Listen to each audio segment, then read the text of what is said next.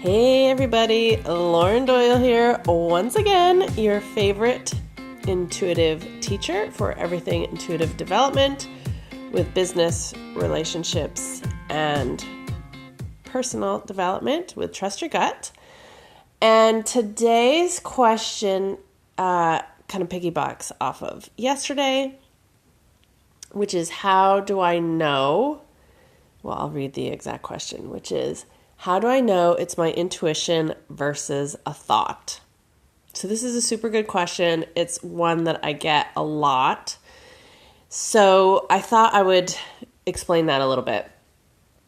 So intuition is always a feel first, and then it's a thought.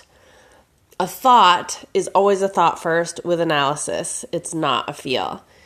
So when you get an intuitive message, it is a feeling. You feel it, you feel a shift, you feel a change, and then the thoughts come.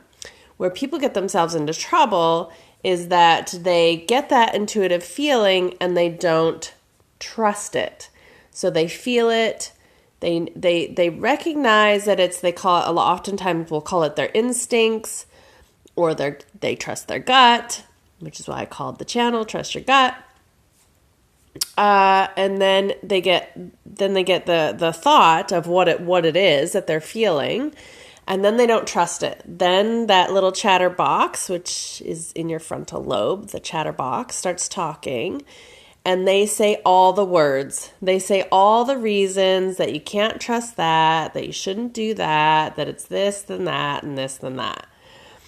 And so the biggest obstacle for people when they're first developing their intuition is once they get the feel of it, then can they trust it?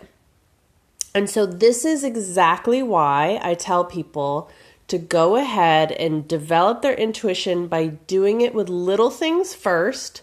So do it on your daily little things. Which food do I eat? What shirt do I wear? Things of that nature. To get into the practice of feeling what your intuition is, trusting that, recognizing what the outcomes were when you followed it versus when you didn't follow it. So when you start to get presented with the larger things, which is the other thing that other people do, is they only trust their intuition on these big decisions. Well, they hardly use their intuition for anything else.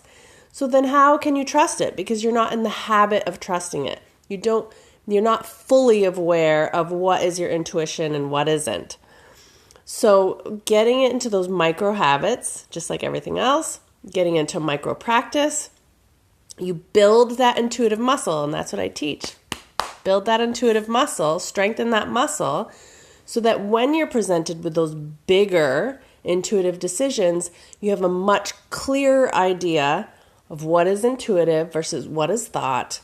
And then you can trust it, which is the other biggest piece, and the biggest piece that people get stuck on is trusting their intuition and trusting their gut. So, hope that helps. As I say, as always, sorry for my scratchy, froggy voice. I'm trying really hard not to cough right now. So be sure to click my link below and schedule a private session with me so we can dive into your own personal stuff and super strengthen your own intuitive muscle. And if you haven't already, be sure to subscribe to my channel. Until next time, bye!